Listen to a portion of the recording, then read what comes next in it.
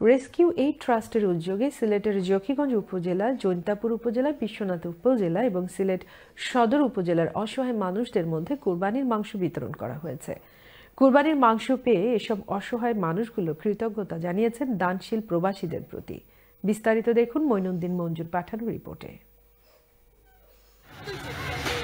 সিলেট জেলার সবচেয়ে দূরের উপজেলা জকিগঞ্জের দারুল আসকার মাদ্রাসা ও ইসলামিক কালচার সেন্টারে 2 শতাধিক পরিবারের মধ্যে রেস্কিউ এইড ট্রাস্টের উদ্যোগে কুরবানির মাংস বিতরণ করা হয়।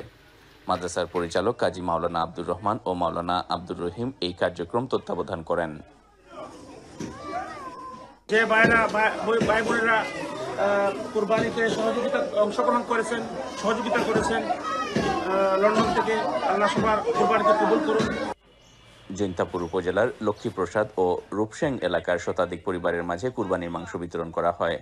কুরবানির মাংস পেয়ে দরিদ্র অসহায় মানুষ কৃতজ্ঞতা প্রকাশ করেন দানশীল প্রবাসীদের প্রতি।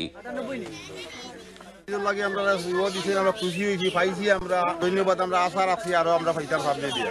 আপনারা মনে করো কাইলে সাহায্য করলে আমরা সবাই পাইব, আপনারা করবো।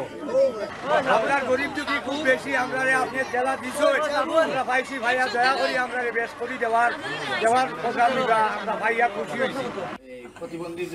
এদিকে রেস্কিউ এইড ট্রাস্টের উদ্যোগে বিশ্বনাথের 10 ঘরের শতাধিক পরিবারের মধ্যে কুরবানির মাংস বিতরণকালে উপস্থিত ছিলেন সমাজসেবক হেলাল উদ্দিন, ইঞ্জিনিয়ার বেলাল উদ্দিন, মেম্বার ফুলবালা বেগম ও সমাজসেবক কাউসার আহমদ।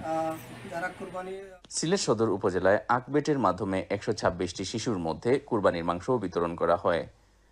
শিশু শ্রম প্রতিরোধে দীর্ঘদিন থেকে কাজ করা সংগঠন আকবেটের পরিচালক আসাদুজ্জামান সায়েম এই কার্যক্রমে সহযোগিতা করেন। শিশুদের পাশে দাঁড়ানোয় রেস্কিউ এইড ট্রাস্টকে ধন্যবাদ জানান তিনি। রেস্কিউ এইড ট্রাস্ট এবং চ্যানেল এস এর মিডিয়া পার্টনার চ্যানেল এস বাংলাদেশের প্রান্তিক মানুষদের জন্য কুরবানির মাংস শেয়ার করার যে উদ্যোগ নিয়েছেন, চমৎকার সুন্দর একটা উদ্যোগ। এবং এরই সাথে ইউকে বাংলাদেশ এডুকেশন ট্রাস্টের শ্রমজীবী শিশুদের পরিবারকে যে ওনারা অন্তর্ভুক্ত করেছেন সিলেট সদরের মধ্যে, সেটাকেও আমরা সাধুবাদ জানাই ইউকে বাংলাদেশ এডুকেশন ট্রাস্টের এক্সিকিউটিভ হিসাবে। Moinuddin Manju, channel S news, Sylhet.